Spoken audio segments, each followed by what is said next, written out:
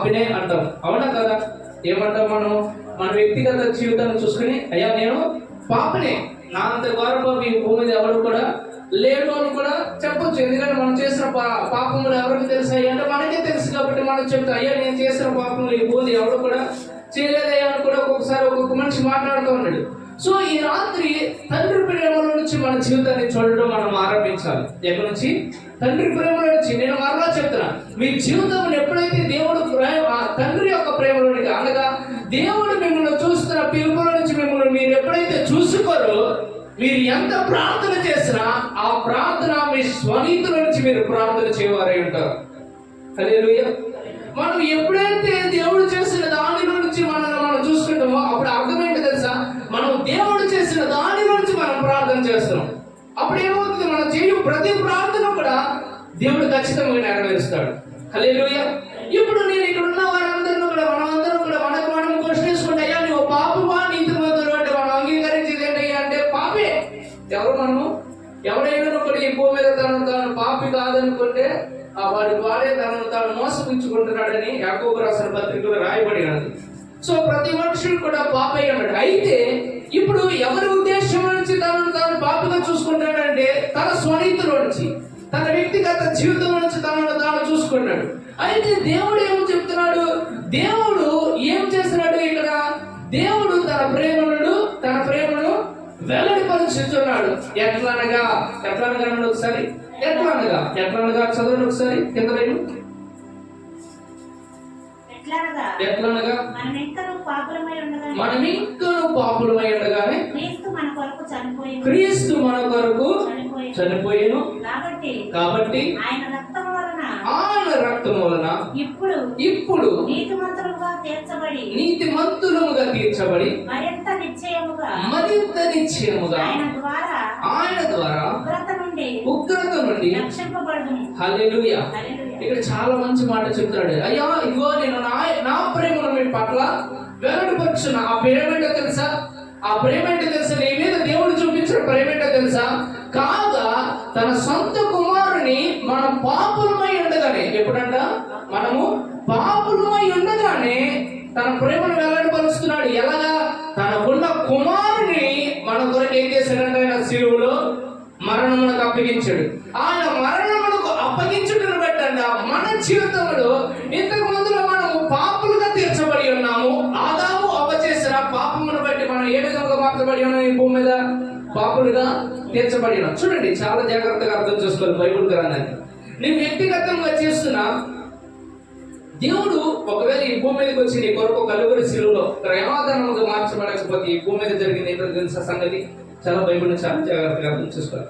నీకు ఈ భూమి మీద ఎంత నీతిమంతుడిగా జీవించినా ఆఫ్టర్ ఆదాము అవ్వ పాపం చేసిన తర్వాత ఈ భూమి మీద ఒక మనిషి ఎంత పాపం చేసినా, ఎంత నీతిమంతుడిగా జీవించినా ఆ నీతి దేవుని ఎదుట నీతిమంతుడిగా మార్చదాట. హల్లెలూయా. అర్థమైంది అన్నమాట. ఈ భూమి మీద నీవు యేసుక్రీస్తు ప్రభువారు ఈ భూమి మీదకి రాకముందులో కనుక నీ జీవితాన్ని నువ్వు కొనసాగిస్తూ నీ విశ్వాస యాత్రను నువ్వు పడిపోకుండా చాలా భక్తిమంతుడిగా, చాలా నీతిమంతుడిగా కనుక నీ జీవితంలో కొనసాగించినప్పటికీ కూడా దేవుడు ఏమంటాడు తెలుసా? నీ జీవితంలో నీవు యేసుక్రీస్తు క్రయాదనను బట్టి నువ్వు ఇంకా విడిపించబడలేదు కనుక నీ మీద ఆల్రెడీ ఒక ముద్ర రాయబడి ఏమిటా ముద్ర? పాపి.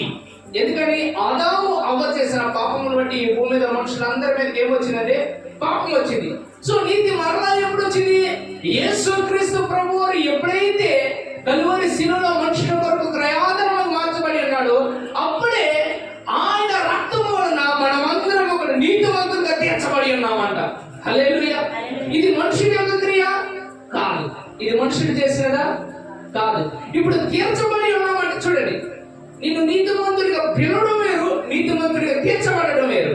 అవునా కదా? తీర్చబడడం వేరు, పిలువబడడం వేరు. తీర్చబడడం అంటే అర్థం ఏంటి?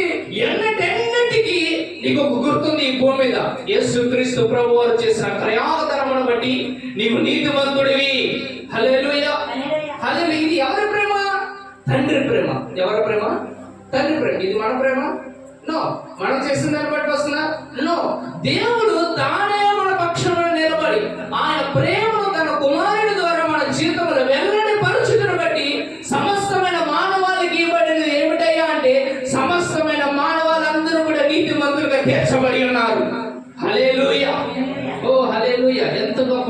చూసారా? చూడండి, ఇంకొక వచ్చిన పైనుంచి చదువుకుని మనం ముందుకు వెళ్దాము. 6వ వచనం కానీ చూడండి, 6వ వచనం చదవండి. ఏలయనగా మనం ఇంకా బలహీనులమై ఉండగా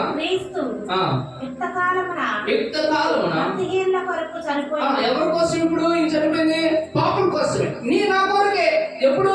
మనం బలహీనులమైనప్పుడు, మనం నీతిమంతులమైనప్పుడే, నీతిమంతులుగా ఉన్నప్పుడు కాదంట, మనం చెడిపోయిన జీవితంలో జీవిస్తున్న ఆ జీవితంలో ఉన్నప్పుడు, ఆ భక్తిహీనతమైన జీవితంలో జీవిస్తున్నప్పుడు ఆయన మన కొరకు వచ్చి చనిపోయిన నీతిమంతుని కొరకు సహితము ఒకడు చనిపోట అరుదు, మంచివాని కొరకు ఎవడైనా ఒకవేళ చనిపోవ తెగింపవచ్చును. హల్లెలూయా. ఈ మాటలు కనుక మనం ఆలోచన చేస్తే ఈ భూమి మీద ఉన్న ఏ మనుషుడు కూడా ఒక నీతిమంతుడి కోసం చనిపోయేవాడు ఎవడు కూడా ఈ భూమి మీద లేడు. పేరుకి ఏమని చెప్తారే, మరి నీ కోసం నేను ప్రాణాలు ఇస్తారా, నేను లేదంటే భార్య భర్తల జీవితంలో కూడా అయ్యా నీ కోసం నేను ప్రాణమైన ఇస్తానని వచ్చేమో కానీ ప్రాణం పెట్టే సమయంలో ఖచ్చితంగా వారికి కూడా భయం వస్తుంది. అవునా కదా? ప్రాణ భయం అనేది భూమి మీద ప్రతి మనుషునికి ఉన్నది, ఎప్పటికీ కాలంలో కూడా ఉంది. సో ఈ కాలంలో మనతో మాట్లాడుతున్న దేవుడు ఏమన్నా, ఇగో నీ పట్ల నా ప్రేమను వెల్లడిపరుస్తున్నా. ఎక్కడో తెలుసా? నీతిమంతుని కొరకు ఒక మనుషులు తెగింపవచ్చునేమో, కానీ నేను భక్తిహీనుడిగా పాపముగా జీవిస్తున్నా నీ కొరకు నేను చనిపోయి ఎందుకు తెలుసా? నేను నీతిమంతుడిగా తీర్చడానికి. హల్లెలూయా, హల్లెలూయా. చూడండి, ఇంకొక వచనం చూపిస్తా. రోమీయులకు రాసిన పత్రిక 4వ అధ్యాయం 25వ వచనం. 4వ అధ్యాయం 25వ వచనం. ఆయన మన అపరాధముల నిమిత్తం అప్పగింపబడి మనము నీతిమంతులుగా తీర్చబడుటకై లేపబడిను. ఏమై ఉన్నాడంట ఆయన? నీతిమంతులుగా తీర్చబడుటకై ఆయన ఏమయ్యాడంట? ఇప్పుడు యేసుక్రీస్తు ప్రభువారిని నేను ఇంతకాలం నుంచి ఆశ్రయించి నువ్వు యేసుక్రీస్తు ప్రభువారిని నువ్వు నమ్ముకున్నావు కదా, నీతోనే దేవుడు ఒక క్వశ్చన్ వేస్తున్నాడు ఈ రాత్రి. ఈ భూమి మీదకి నీ కొరకు యేసుక్రీస్తు ప్రభువారు వచ్చి చనిపోయి అలాగే సమాధిలో ఉన్నాడా, లేపబడి ఉన్నాడా? ఖచ్చితంగా లేపబడి ఉన్నాడు. 100కి 200% లేపబడి ఉన్నాడు. ఎందుకంటే ఆయన గురించి నామాలు ఇంకను కూడా యెరూషలేము ప్రాంతంలో ఇంకను కూడా నిలబడి ఉన్న ఇంకను కూడా ఆయన లేపబడి ఉన్నాడు 3వ దినమునని అనేకులు సాక్షులు దాని విషయమే. అయితే అర్థమైంది, ఇప్పుడు ఆయన మన అపరాధముల నిమిత్తం ఏమయ్యానంటే ఆయన చనిపోయి పాతి పెట్టబడి ఉన్నాడు. ఆ పాతి పెట్టబడిన ఆ యేసుక్రీస్తు ప్రభువు నిన్ను నన్ను నీతిమంతునిగా మార్చడం కోసం ఏం చేసినాడు? ఆయన లేపబడి ఉన్నాడన్న. హల్లెలూయా. ఎందుకంటే ఈ విషయాన్ని తెలియపరుస్తున్నాడు దేవుడు. నీవు ఎప్పుడైతే తండ్రి తను చేసిన ప్రేమను ఎప్పుడైతే నువ్వు ఆహ్వానిస్తావు నీ జీవితంలోనికి, ఆయన చేసిన దాన్ని నువ్వు ఎప్పుడైతే ఆహ్వానిస్తావో అప్పుడు ఏమవుతుంది తెలుసా? నీ ప్రార్థన 100కి 100% నెరవేర్పుగా మార్చబడుతుంది. హల్లెలూయా. ఎందుకో తెలుసా? దేవుని యొక్క రాజ్యము నియమములతో కట్టబడి ఉన్నదంట. దేనితో? నియమములు. ఈ భూమి మీద ప్రతి దానికి కూడా నియమం ఉంటుంది. ఉండదా? నీవు భూమి మీద ఒక వాహనం కొనుక్కోవాలని నియమం ఉంది, ఒక కార్ కావాలన్న నియమం ఉంది, రోడ్డు మీదకి ఎక్కాలంటే ఖచ్చితంగా ఒక నియమం ఉంది. ఏంటి? ఖచ్చితంగా నీకు హెల్మెట్ ఉండాలి, లైసెన్స్ ఉండాలి, ఇంకా బుక్స్ కావాలి, ఇంకా ఇన్సూరెన్స్ కావాలి. ఇవన్నీ కావాలా? ఇవన్నీ లేకుండా రోడ్డు మీద యాక్సెప్ట్ చేస్తున్నారా? నో. ప్రతి దానికి నియమం ఉంది. అలాగే దేవుడి రాజ్యంలో కూడా ఒక నియమం ఉండదంట. ఆ నియమం ఏంటో తెలుసా? పరలోక రాజ్యం చూస్తూ ఉండదండి. ఈ భూమి మీద మనుషులు చేసే ప్రార్థనకు నెరవేర్పుగా వారు పనిచేయాలని దేవదూతలు వచ్చి ఈ భూమి మీద ప్రతి వాడికి కూడా వారి అన్ని కూడా సమకూర్చాలని దేవదూతలన్నీ కూడా నిలబడి చూస్తా ఉన్నాయంట. ఎందుకో తెలుసా? ఎక్కడైనా వాడి ఆ దేవుడిని ఆశ్రయించిన వాడు ఆయన చెప్పిన నియమం అంగీకరించి ఆ నియమం నుంచి ప్రార్థన చేస్తాడేమో చూస్తా ఉండదంట దేవదూత కూడా. హల్లెలూయా. ఈ రోజు మనం ఇక్కడ ఉన్నాం, మనం ఉంది అయ్యా. ఎస్, నిజమనుకు చెప్పాలంటే మనం ఘోర పాపులమే. మనం చేసిన పాపములను బట్టి నిశ్చయముగా మనం పాపమై ఉన్నాం, కరెక్టే. కానీ నేనేమంటానంటే, అమ్మా అయ్యా, మన జీవితంలో మనము చేసిన బలహీనతను బట్టి మనం చూసుకుని మనం ప్రార్థన చేస్తే ఏమవుతుందండి? ఆ ప్రార్థన కూడా మనం ఏం చేయాలంటే రిక్వెస్ట్ చేసుకుంటా ఉండాలి ఎప్పుడు కూడా. అయ్యా నన్ను కనికరించా, నేను పాపనయ్యా, నన్ను కనికరించయ్యా, నేను దూమనయ్యా కనికరించయ్యా అడుగుతాం. అదే యేసుక్రీస్తు ప్రభు వారు చేసిన క్రయాదనముల నుంచి, అనగా నీ తండ్రి నీ పట్ల చూపించిన ప్రేమ నుంచి నువ్వు ఎప్పుడైతే ప్రార్థన చేయగలుగుతావు, అయ్యా నీవు నన్ను నీతిమంతుడిగా చేసావు కదయ్యా, నీవు నన్ను నీతిమంతుడిగా చేసావు కదా, ఈ పాప ఊపిలో నుంచి నన్ను నీతిమంతుడిగా మార్చావు కదా, నన్ను నీతిమంతుడు చేసిన ఈ నీతిమంతుడి యొక్క జీవితంలో కార్యమే కలదయ్యా, ఈ కార్యము జరిగించయ్యా, ఈ నీతిమంతుడి మీద ఈ యొక్క పాపంలో జీవించడానికి అధికారం లేదు కాదయ్యా అని ఎప్పుడైతే నీ విశ్వాస యాత్రలో నువ్వు ప్రార్థన చేస్తావో ఆ నీతిమంతుని ప్రార్థన ఏమైందో తెలుసా? చూడండి ఒకసారి యాకోబు రాసిన పత్రిక, ఇది యాకోబు రాసిన పత్రిక,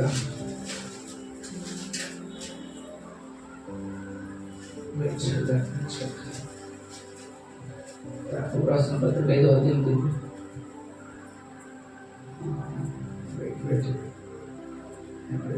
నీతిమంతుని ప్రార్థన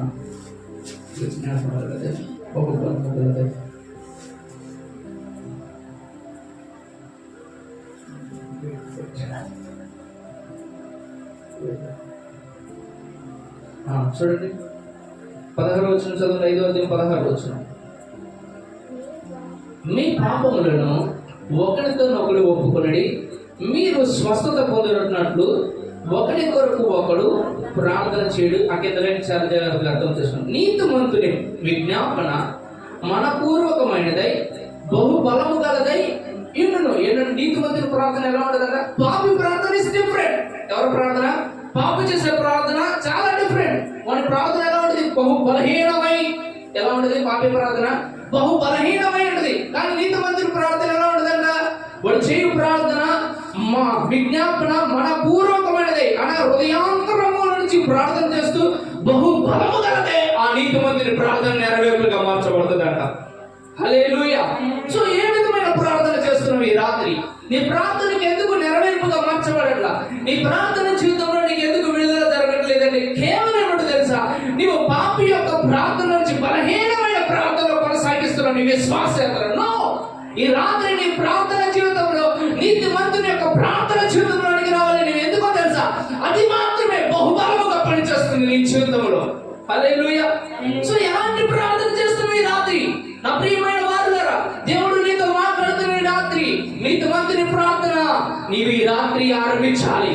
హల్లెలూయా. ఎవరిది ప్రేమ? దేవుని ప్రేమ, తండ్రి యొక్క ప్రేమ. తండ్రి అంతరంగం నుంచి మాత్రమే నువ్వు ఎప్పుడైతే చూసుకుంటావో అప్పుడు మాత్రమే నీవు తండ్రి దగ్గర ప్రార్థన చేయగలవు. హల్లెలూయా, హల్లెలూయా. చూద్దాం, ఇంకా కొన్ని విషయాలు తెలుసుకుందాము. ఈ భూమి మీద యేసుక్రీస్తు ప్రభు వారు ఉన్న సమయంలో ఒక ఉపమానం చెప్తున్నాడు ఒక తండ్రి కుమారుల గురించి. లోకసువార్త 15వ అధ్యాయం, లోకసువార్త 15వ అధ్యాయం. నేను మీ అందరికీ అర్థమవుతుందో కొన్ని విషయాలు చెప్పి తర్వాత చదువుతాం. ఇక్కడ తప్పిపోయిన కుమారుడైన ఒక వ్యక్తిని గురించిన స్టోరీ అనేది ఉంటుంది. అనేక సార్లు మీరు చదివి ఉంటారు, విని ఉంటారు. అయితే ఇక్కడ తప్పిపోయిన కుమారుడిని గురించిన ఆ స్టోరీలో విషయంలో మనం కనుక ఆలోచన చేస్తే, ఒక మనుషునికి 2 కుమారులు ఉన్నారంటే ఒక తండ్రికి 2 కుమారులు ఉండగా కుమారుడు చిన్నవాడు ఏమంటాడంటే, నా తండ్రి నాకు రావాల్సిన భాగం అంతా కూడా నాకు అప్పగించండి. సరే తండ్రి అని ఆ కుమారుడు అడిగితే తండ్రి ఏం చేస్తాడంటే తనకు కావలసిన అంతే కూడా అప్పగించేస్తాడు. అతనికి రావాల్సిన మొత్తం కూడా అప్పగించేస్తాడు. సో తర్వాత వెళ్ళిపోతాడు బయటికి, తన తండ్రిని విడిచిపెడతాడు. వెళ్ళిపోయిన తర్వాత తన తండ్రికి విరోధముగా అతడు చేసిన బలహీనమైన కార్యమును బట్టి తనకి కలిగిన సమస్తమైన అన్నిటిని కూడా కోల్పోతాడు. తనకు కలిగిన వాటన్నిటిని కోల్పోతాడు. కోల్పోయిన తర్వాత కనీసం తినడానికి కూడా అవకాశం లేదు. కనీసం కూడా తినడానికి అవకాశము లేదు. అలాంటి సమయంలో ఆ వ్యక్తి ఒక మాట మాట్లాడుకుంటా ఉంటున్నాడు. చూడండి 15వ అధ్యాయంలో లోకసువార్త 16వ వచనం నుంచి చదువుకుందాం. వాడు పందులు తిను పొట్టుతో తన కడుపు నింపుకొన ఆశపడిన కానీ ఎవడును వానికి ఏమీ ఇయ్యలేదు. మనం చాలా జాగ్రత్తగా అర్థం చేసుకున్నాం. ఇప్పుడు ఆ అడుక్కునే వాళ్ళు ఎంతమంది ఎవరిలో ముందుకు రాకుండా ఉంటారు? ఈ మధ్య కాలంలో వస్తున్నారు, అనేక మంది వస్తూ ఉంటారు. అడుక్కునే వాళ్ళు వస్తున్నప్పుడు కూడా ఈ కాలంలో కొంచెం ఎక్కువ జాలి కలిగి, అరే నేనే సద్దానం తినలేకపోతున్నాను కదా, వీడికి ఏం సద్దానం పెడతారో బాబు అని వాళ్ళు కూడా మంచి ఆహారం పెడుతున్నారు. అవునా? చాలా మంది ఒకవేళ అట్లా కాకపోతే కనీసం సద్దానం అన్న పెడుతున్నారు. అవునా కదా? కనీసం ఇంట్లో మిగిలిపోయి అన్న ఇస్తున్నారు. ఏదో ఒకటి ఫలమో లేదంటే ఏదో మిగిలిపోయిన రైస్ కూర ఏదో ఒకటి అంటారు. అందుకే నీ భూమి మీద సామెత కూడా ఉంది, అడుక్కునే వాళ్ళకి ఎన్ని కూరలు అంట? 66 కూరలు ఉన్నాయి. మనుషులుగా రోజు వండుకునే మనకు కూడా లేవు, కానీ అడుక్కునే వాడికి అన్నీ ఉన్నాయి. ఈ భూమి మీద అడుక్కునే వాడికి కూడా ఉన్నాయి. కానీ ఇక్కడ మంచి ఐశ్వర్యం చేత మంచి ఐశ్వర్యం పట్టుకుని బయటికి వెళ్ళిపోయాడు. తన తండ్రిని విడిచి అన్నిటిని కూడా వ్యాయపరుచుకున్నాడు, అన్నిటిని కూడా వృధా చేసుకున్నాడు. అన్నిటిని వృధా చేసుకున్న తర్వాత ఇతనికి ఆకలేస్తుంటే ఏం తినాలని కోరిక పుట్టిందంటే ఆహారం దొరక ఏంటంటే పందికేసే పొట్టు తినాలనుకున్నాడు. అది కూడా ఏమో అడుగుతున్నాడు, అనేకలు అడిగాడంట. ఎంతమందిని అడిగాడు? అనేకులు అడిగాడంట. అక్కడ ఉన్న వాళ్ళందరూ కూడా అడిగితే అక్కడ ఉన్న వాళ్ళు ఎవరు కూడా వానికి ఏమీ కూడా ఇవ్వలేదు. చూడండి, నీ విశ్వాస యాత్రలో నీవు ఎప్పుడైతే బలహీనుడయ్యి నువ్వు ఎప్పుడైతే దేవునికి దూరంగా వెళ్ళిపోతావో నువ్వు ఖచ్చితంగా నేర్చుకోవాల్సిన విషయం ఏమిటంటే, నీవు ఖచ్చితంగా నేను ఆదరించగలిగిన వాడు, నిన్ను రక్షించగలిగిన వాడు, నిన్ను ఓదార్చగలిగిన వాడు, నీకు సహాయం చేయగలిగిన వాడు ఎవరైనా ఈ భూమి మీద నిలబడి ఉన్నారంటే అది కేవలం మనం ఈ రాత్రి ఆరాధిస్తున్న ఆ నజరేయుడైన యేసుక్రీస్తు ప్రభువారు మాత్రమే. హల్లెలూయా, హల్లెలూయా. ఇప్పుడు తండ్రికి దూరం వెళ్ళిన వాడు పందు పట్టునైనా తినడానికి ఎదురు చూస్తున్న వాడి యొక్క జీవితంలో ఆ పందు పట్టు కూడా దొరకలేదు. సో అప్పుడు ఎవరిని జ్ఞాపకం చేసుకున్నాడో చూడండి 17వ వచనం. అయితే బుద్ధి వచ్చినప్పుడు వాడు ఎవరిని జ్ఞాపకం చేసుకున్నాడు? తన తండ్రిని. అయ్యో, నా తండ్రి ఉన్నాడు కదా, నా తండ్రి యొక్క ఎంతో మంది కూలి వాండ్రకు అన్నము సమృద్ధిగా ఉన్నది, నేనైతే ఇక్కడ ఆకలికి చనిపోతున్నాను. నేను లేచి నా తండ్రి వద్దకు వెళ్ళి, తండ్రి, నేను పరలోకమునకు విరోధముగా నీ ఎదుటను పాపము చేసి ఇక మీదట నీ కుమారుడనని అనిపించుకొనుటకు యోగ్యుడను కాను. నన్ను నీ కూలివారిలో ఒకరిగా పెట్టుకొనుమని అతనితో చెప్పుమని అనుకుని లేచి తండ్రి వద్దకు వచ్చాను. హల్లెలూయా. ఇప్పుడు ఈ కుమారుడి యొక్క పరిస్థితి చూస్తే ఏమైందంటే, నా తండ్రి ఏంటని నేను జ్ఞాపకం చేసుకున్నాను. ఎవరేంటని? ఇతనికి బయట ఎక్కడ కూడా ఆహారం దొరకల. చూడండి, ఈ భూమి మీద నీకు ఎక్కడైనా ఆహారం దొరకపోవచ్చేమో కానీ తండ్రి ఖచ్చితంగా దొరికింది. కనీసం ఎంతైనా దొరికింది, అవునా కదా? నీ కుటుంబీకుల దగ్గర ఏమో దొరికింది, నీ కుటుంబంలో ఉన్న సహోదరుల దగ్గర దొరకపోవచ్చేమో, ఒక్కొక్కసారి నీ కుటుంబీకులు నా అక్క చెల్లెల దగ్గర నీకు దొరకపోవచ్చేమో, కానీ ఖచ్చితంగా నేను కన్నవాడు మాత్రం నీకు ఖచ్చితంగా ఆయన తిని దానిలో ఖచ్చితంగా కొంచెమైనా తీసి కుమారుడికి ఇస్తాడు. అదే తండ్రి ప్రేమ, అవునా కదా? అవునా కదా? సో ఈ రాత్రి మనం ఆలోచించేస్తే ఇక్కడ ఇతగాడికి ఆకలి వేస్తుంది, ఎక్కడ లేదు. తన తండ్రి అతనికి వెళ్ళి కూలి వాండ్రు కూడా తండ్రి బహుగా తింటున్నారు, మంచి బలములు తింటున్నారు, మంచి ఆహారం తింటున్నారు. ఇదేంటి నా బ్రతికి ఈ విధంగా అయిపోయిందని జ్ఞాపకం చేసుకుని ఇక తండ్రి దగ్గరకు వచ్చి క్షమించమని కోరదాం అనుకుని ఏమంటాడంటే, అయ్యా నేను తండ్రి, ఇదిగో నేను పరలోకమునకు నీకు కూడా విరోధమైన జీవితాన్ని కొనసాగించాను. సో నీకు కుమారుడు కనిపించుకోవడానికి నేను కూడా నాకు కనీసము అర్హత అనేది లేదు. ఇప్పటి కాలంలో కనుక ఎందుకని ఇంతకు ముందర నీతిమంతుని యొక్క జీవితం నేను జ్ఞాపకం చేసుకొచ్చాను తెలుసా? ఇదే. ఇప్పుడు ఇక్కడ ఇతను చేసిన పాపము ఇతను ఎవరికి దూరం చేయాలని చూస్తుంది? తన తండ్రికి. ఎవరికి? అవునా కదా? నేను చెప్తున్నా, అర్థమైతే మీకు? ఇప్పుడు ఇతను చేసిన పాపము, ఇతను నడిచిన పాపము యొక్క జీవితము ఎవరికి దూరం వెళ్ళిపోదు? అయ్యా, నేను నీకు పరలోకాన్ని కూడా వ్యతిరేకంగా జీవించాను కాబట్టి నేను కనీసం నీకు కుమారుడు అనిపించుకోవడానికి కూడా నాకు అర్హత లేదు అన్నాడు ఇక్కడ. ఇప్పుడు మనము కూడా విశ్వాస యాత్రలో మనం ఎప్పుడైతే నీతివంతునిగా జీవించకుండా మనం ఎప్పుడైతే పాపం యొక్క జీవితంలో జీవిస్తాం, మనం ఏమంటాం? అయ్యా, నేను పరలోక రావడానికి కూడా అవకాశం లేదు, నేను ఎదురు కొంచెం మరొకటి అవకాశం కాలేదు నా దగ్గర, ఎందుకంటే నేను పాపం యొక్క జీవితంలో జీవించాను కాబట్టి నాకు అర్హత లేదు. నీ చిత్తమైతే నాకు ఏదైనా జరిగించు అనుకోతాం, అవునా కదా? చూడండి, మీ విశ్వాస యాత్రలో మీరు ఎప్పుడైతే ప్రభా ఇది మీ చిత్తమైతే నా జీవితంలో జరిగించు అంటే అర్థమేంటో తెలుసా? మీ జీవితంలో మీరు తండ్రితో సరైన సమాధానం కలిగిన జీవితంలో సంపూర్ణంగా లేరని అర్థం. ఒక్కొక్కసారి హల్లెలూయా. కొన్ని ప్రాంతంలో, అన్ని ప్రాంతాల్లో కాదు, దేవుని చిత్తం, అయ్యా నీ చిత్తం అయితే నాకు జరిగించు, నీ చిత్తం అయితే ఇవ్వనేది. కొన్ని ప్రాంతాల్లో చూడండి, మీ విశ్వాస యాత్రలు మీ ఇంటిలోనే మీ కుమారుడు ఎప్పుడైనా, తండ్రి మీ చిత్తం అయితే నాకు ఇది 10 రూపాయలు ఇవ్వని ఎప్పుడైనా అడిగారా? తండ్రి నాకు ఈ రోజు 1 రూపాయి కావాలి తండ్రి, నాకు ఇస్తావా నీ చిత్తం అయితే? తండ్రి నాకు ఈ రోజు ఒక చికెన్ తినాలనిపిస్తుంది, నీ చిత్తం అయితే తీసుకురా తండ్రి. తండ్రి నీ చిత్తం అయితే నాకు ఈ రోజు బిర్యానీ తినాలనిపిస్తుంది, తీసుకురా తండ్రి. నేను ఈ రోజు అని అడిగావా? తండ్రి నా విధంగా అడిగిన స్వాతంత్రం, నాన్న ఈ రోజు నాకు బిర్యానీ తినాలనిపిస్తుంది, నాన్న నాకు ఈ రోజు చికెన్ తినాలనిపిస్తుంది, నాన్న నాకు 10 రూపాయలు డ్రింక్ తాగాలనిపిస్తుంది, నాన్న నాకు బటర్ మిల్క్ తాగాలనిపిస్తుంది, 10 రూపాయలు లేదంటే వగేరా ఏదైనా తండ్రి దగ్గర కొన్ని ఎలా అడుగుతాము? చలామణి గడిగేస్తాం, అవునా కదా? సో దేవుని రాజ్యం కూడా ఎలా ఉంటుందో తెలుసు నీ కొరకు. నీవు ఈ భూమి మీద దేవుడు ఇచ్చిన దాన్ని కనుక నువ్వు వాడుకుంటే నువ్వు అప్పు రూపం కలుగుతావు. Hallelujah. Begging life is different. అడుక్కునే జీవితం వేరే. కుమారుడు తండ్రి దగ్గర స్వాధీనపరచుకోవడానికి స్వాతంత్రం కలగాలి కొన్నింటిని. అప్పుడే నీ యొక్క ప్రార్థన నెరవేర్పుగా మార్చబడుతుంది. హల్లెలూయా. ఇప్పుడు ఇక్కడ కుమారుడు అయ్యా అడుక్కోవడానికి వెళ్ళాడు ఎక్కడికి? తండ్రి దగ్గరికి. నిజమునకు తండ్రి, నిజమునకైతే కాదు కుమారుడే, కానీ ఇతనికి ఇచ్చినంత కూడా గాయపరచుకుంటున్న బట్టి ఇతడు వెళ్ళిందేంటో తెలుసా? తినడం కోసం. అడుక్కునేవాడు ఈ భూమి మీద ఏం చేస్తాడు? ఏమనుకుంటాడు? ఆహారము అడుగుడు, అయ్యా ఆకలేస్తుంది అయ్యా అంటాడు, అవునా కదా? ఇప్పుడు అడుక్కున్న వాడిని రీతికి వెళ్ళాడు ఇక్కడ కుమారుడు. తప్పైన కుమారుడు అడుక్కున్న వాడిని రీతికి వెళ్ళాడు, అయ్యా నేను నీకు పరలోక రాజ్యానికి వేరుగా జీవించాడు, విరోధముగా జీవించాడు, కాబట్టి నీ దగ్గర కూలి వాడు కనీసం మంచి ఆహారం తిన్నాడు, ఆహారమే నాకు పెట్టు అని అడగడానికి వెళ్ళాడు. అప్పుడు తండ్రి ఏం చేస్తాడు? అరే బాబు నువ్వు ఏంటి, నువ్వు కుమారుడు దాసుడువా? నువ్వు కుమారుడు దాసుడువా? నీ విశ్వాస యాత్ర ఉండి నన్ను ఎలా చూస్తున్నావు? చూడు, నీ విశ్వాస యాత్ర నువ్వు పడిపోయిన స్థితి నుంచి నువ్వు చూసుకుంటున్నావా? అయితే అది కూడా నేను మోసగిస్తుంది. తండ్రిని ఎలా చూస్తున్నాడు అనేది చాలా ప్రాముఖ్యమైనది ఈ రాత్రి. హల్లెలూయా. ఇప్పుడు ఇక్కడ తప్పిపోయిన కుమారుడు తన జీవితం గురించి తాను చూసుకుంటున్నాడు. ఇప్పుడు ఇతడు మొత్తం తీసుకుని రాయవచ్చినప్పుడు కూడా తండ్రి ఎలా చూస్తున్నాడో చూద్దాం ఒకసారి. చూడండి. దూరంగా ఉన్నప్పుడు తండ్రి వారిని చూసి కనికరపడి పరిగెత్తి వారి మెడ మీద పడి ముద్దు పెట్టుకొనెను. హల్లెలూయా. తండ్రి ప్రేమ ఇది. ఎవరి ప్రేమ? తండ్రి ప్రేమ. కుమారుడు ఏమన్నాడు? అయ్యా నేను అడుగుకున్న వాళ్ళకి వచ్చే కనీసం నాకు ఆహారము పెట్టయ్యా అన్నాడు కదా. వచ్చాడు కానీ తండ్రి ప్రేమ అంటే, అరే బాబు నువ్వు ఎవరు? నువ్వు కనికర పడతావు నీ మీద. ఈ రాత్రి మన మీద కూడా యేసుక్రీస్తు ప్రభువు ఈ భూమి మీదకి వచ్చి ప్రయాదముగా మార్చబడినప్పుడు ఏమని తెలుసా? ఆ తండ్రి మన మీద కనికర పడ్డాడు. ఆ తండ్రి కనికరపడి పాపులమైన మనకు నీతిని అనుగ్రహించాడు ఆయన. హల్లెలూయా, హల్లెలూయా. ఓ ఎంత మంచి వర్తమానం ఈ రాత్రి మనకి వినపడుతుందో అసలుకి. హల్లెలూయా. ఎంత మంచి వర్తమానం ఈ రాత్రి మనందరికి వినపడుతుంది. చదవండి ఇంకా. అప్పుడు ఆ కుమారుడు అతనితో, తండ్రి నేను పరలోకమునకు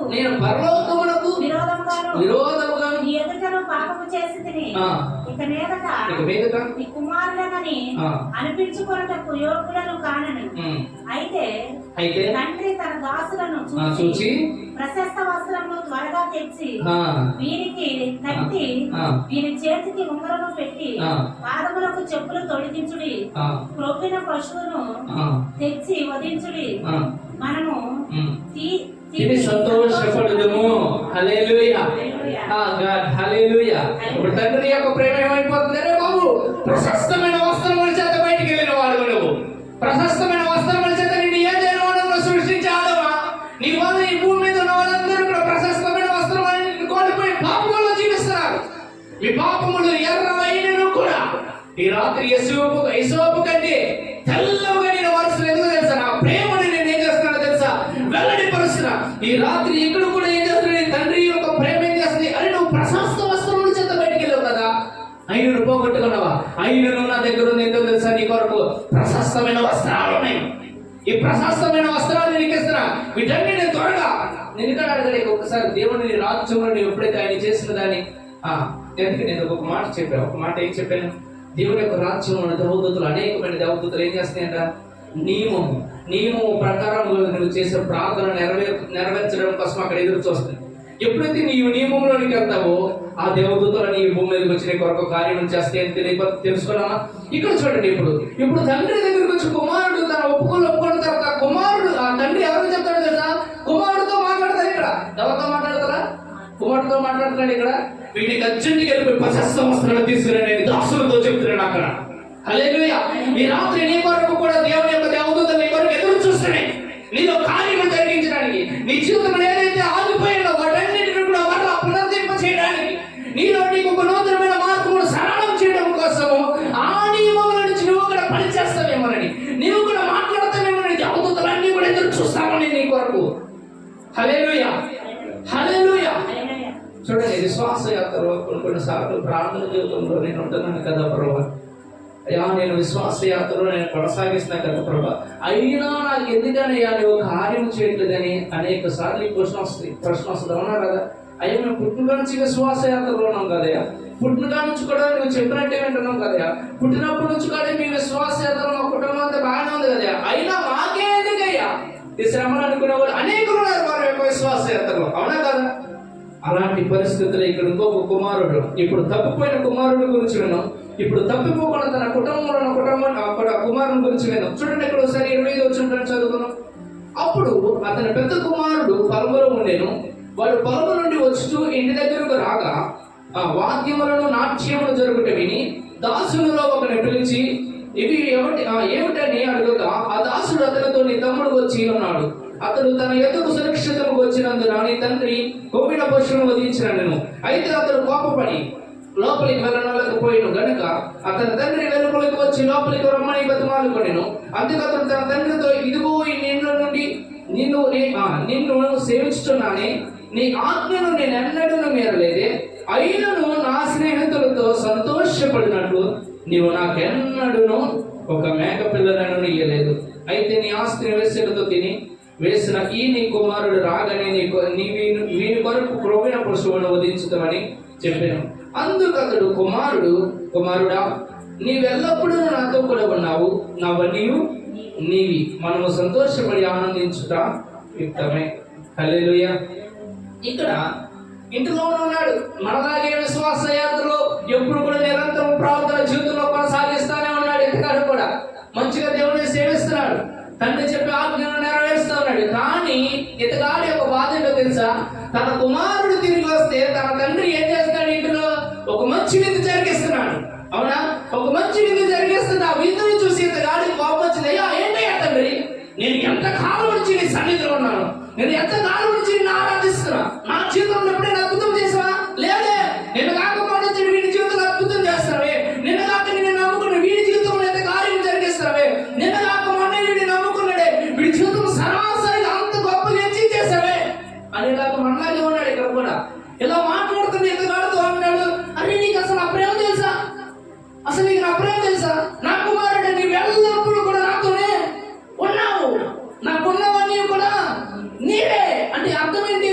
తప్పిపోయినది నిజమనుకో, బయటికి వెళ్ళిన కుమారుడు, ఇంటిలో ఉన్న కుమారుడా? ఏ కుమారుడు తప్పాడు?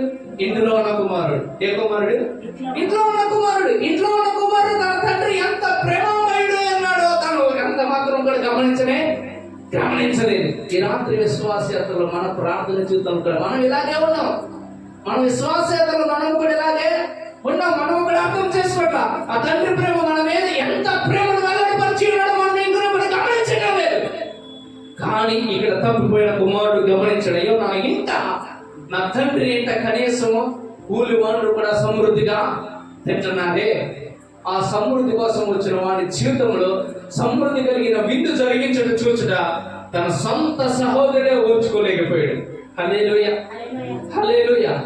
ఇప్పుడు ఇక్కడ శత్రు ఎవరు? ఇక్కడ బయటవాడ తప్పిపోయిన కుమారుడికి లేదు. ఎవరు శత్రు? తన ఇంట్లో ఉన్నవాడే. ఎవరమ్మా? తన ఇంట్లో ఉన్నవాడే. ఈ కాలంలో కూడా జరుగుతున్నది. 100కి 99% కూడా ఇంట్లో ఉన్న వాళ్ళకే శత్రువులు అయ్యారు, బయట వాడు కాదంట. ఇక్కడ కూడా ఎవరు శత్రువు? తన ఇంట్లో ఉన్నవాడే శత్రువు ఇక్కడ. హల్లెలూయా. సో ఈ రాత్రి దేవుని యొక్క ప్రేమను ఏ విధంగా జ్ఞాపకం చేసుకుంటున్నావు? దేవుని యొక్క ప్రేమను ఎంతవరకు నువ్వు అర్థం చేసుకుంటున్నావు? ఒక్కొక్కసారి నీ విశ్వాస యాత్రలో దేవుడు చేసిన కార్యమును కనుక నువ్వు కనుక మర్చిపోయి కనుక నీ విశ్వాస యాత్రను నువ్వు కొనసాగిస్తూ, అయ్యా వారికి చేసాను కాబట్టి నాకు చేయలేదు కనుక నేను కూడా వెళ్ళిపోతాను అనుకునే పరిస్థితిలో ఉన్నావా? అయితే యేసుక్రీస్తు ప్రభువు ఈ భూమి మీద ఉన్న సమయంలో ఒక సంఘటన జరుగుతుంది. ఆ సంఘటన విని మనం ముగించి వేసుకుందాం. చూడండి 6వ అధ్యాయం యోహాను సువార్త 6వ అధ్యాయం 66, 67 వచనం. ఇక్కడ యేసుక్రీస్తు ప్రభువు కొంతమందితో మాట్లాడుతూ ఉన్నాడు. 600 మంది శిష్యుల పైన ఉన్నారు. ఇక్కడ 600 మంది శిష్యులు అందరూ కూడా ఆయన విడిచిపెట్టి వెళ్ళిపోతున్నారు. కొంతమంది మాత్రమే ఉన్నారు. ఆయన వారితో మాట్లాడుతున్నాడు ఇక్కడ యేసుక్రీస్తు ప్రభువారు. ఏమంటున్నాడు చూడండి 6వ అధ్యాయం 66 వచనం. అప్పటి నుండి ఆయన శిష్యులలో అనేకులు వెనుక తీసి మరి ఎన్నడూ ఆయన వెంబడింపలేదు. కాబట్టి యేసు మీరు కూడా వెళ్ళిపోవాలని అన్నారా అని 12 మందిని అడగగా సీమోను పేతురు ప్రభువా ఎవరి వద్దకు వెళ్ళదుము? నీవే నిత్య జీవపు మాటలు గలవాడు, నీవే దేవుని పరిశుద్ధుడు అని హల్లెలూయా, హల్లెలూయా. ఈ రాత్రి నీతో కూడా దేవుడు మాట్లాడుతున్న మాట తెలుసా? ఏంటి మీరు వెళ్ళిపోవాలనుకుంటారా? నేను ఎంత ప్రేమను వెల్లడిపరిచినా కదా ఈ కాలంలో అనేక మంది జీవితంలో వారి జీవితంలో కార్యం జరగట్లేదని, అద్భుతంగా జరగట్లేదని, మహత్కార్యం జరగట్లేదని దేవుడు విడిచిపెట్టేస్తున్నారు చాలా మంది. అయితే ఇక్కడ దేవుడు అడుగుతున్నాడు, అయ్యా మీరు కూడా వెళ్ళిపోవాలనుకుంటారా? మీతో వచ్చిన వాళ్ళందరూ కూడా వెళ్ళిపోవాలనుకుంటారా?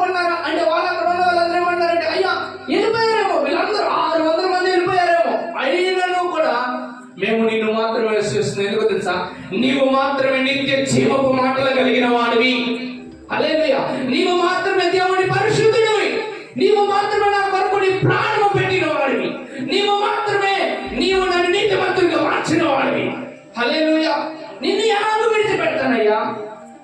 సంఘం ఎప్పుడైతే కేవలం దేవుని ప్రేమనంతరం కూడా విడిచిపెట్టి కేవలం అద్భుతముల కోసం, ఆశ్చర్య కార్యముల కొరకే పరిగెడుతూ ఉండదు, వారి విశ్వాస యాత్రలో వారికి అద్భుతం పొందుకోవచ్చేమో కానీ వారు పరలోకాన్ని మిస్ అయిపోయే అవకాశం ఉంది. ఏం మిస్ అయిపోయే అవకాశం? పరలోకాన్ని మిస్ అవ్వడానికి అవకాశం ఉండకూడదు. అసలు పరలోకం మిస్ అయిపోతే ఏముంది? ఈ భూమి మీద నరకం ఉంది. ఏముంది? నరకం ఉంది. అందుకనే ఈ విషయాన్ని మీ అందరికి అర్థమయ్యేది